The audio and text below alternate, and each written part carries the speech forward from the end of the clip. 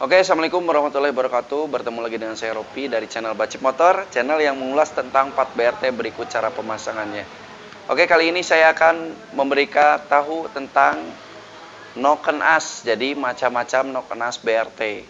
Serinya S, T, R, terus apa aja poin-poin yang perlu diperhatikan pada saat pemasangan noken as dan pemilihan noken as. Oke, saya jelaskan satu. Karena ada yang waktu itu bertanya pada saya, Om, bikin deh konten tentang seri-seri noken as BRT itu S buat apa, T buat apa, R dan R buat apa. Oke. Dan parameter-parameternya. Jadi noken as BRT itu selalu menyediakan seri S, T, dan R. Oke.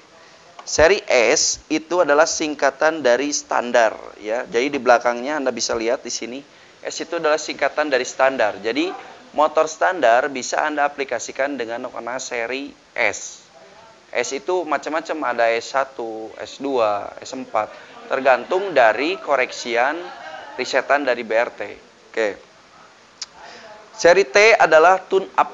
Jadi seri T tune up itu biasanya dipergunakan untuk motor yang sudah bore up, porting, ganti ECU, itu adalah T.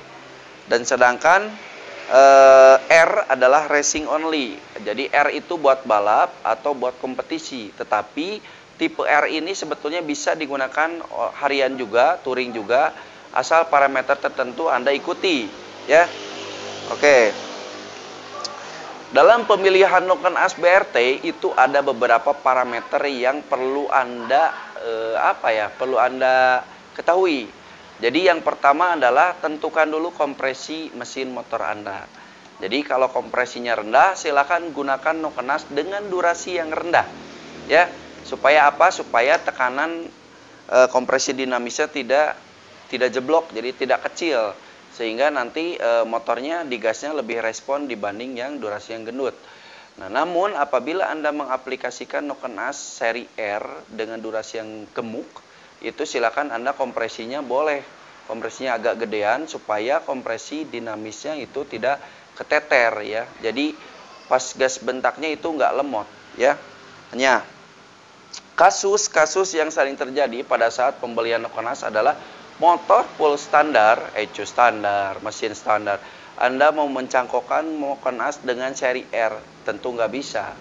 Pasti hasilnya jelek dan ujung-ujungnya kalau hasilnya jelek itu pasti kalau nggak nyalahin noken as, nyalahin mekanik pasti. Jadi pada saat Anda pemasangan noken as, lihat dulu, berkaca dulu mesinnya butuhnya noken as seperti apa, karakternya seperti apa, ya. Jadi kalau mesin standar full standar Anda jangan coba-coba pakai tipe R, kecuali kalau kompresinya naik, kompresinya sesuai mungkin bisa.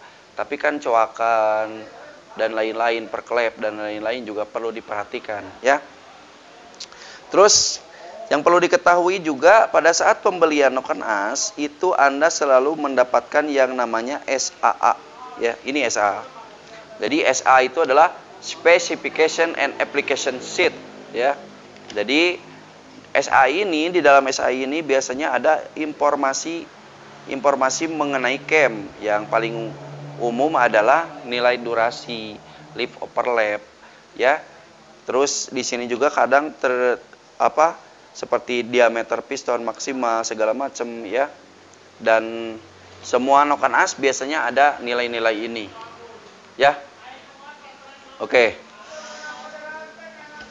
Tapi untuk noken as ini pada saat pemasangan, meskipun ya noken as ini tinggal pasang, tetap yang namanya cross check, mengecek itu harus dilakukan supaya tidak terjadi hal-hal yang tidak diinginkan, ya. Oke. Jadi untuk penggunaan aplikasiannya itu boleh perklep diganti atau boleh enggak, tergantung lip overlapnya, ya.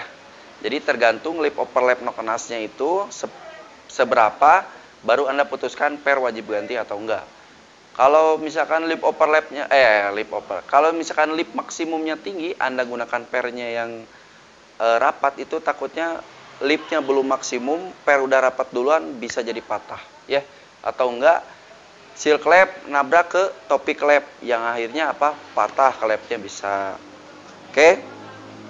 Terus gunakanlah noken as yang sesuai dengan mesin. Misal kalau speknya ekstrim, speknya gede, Anda gunakanlah spek noken as yang sesuai biar hasilnya enak ya.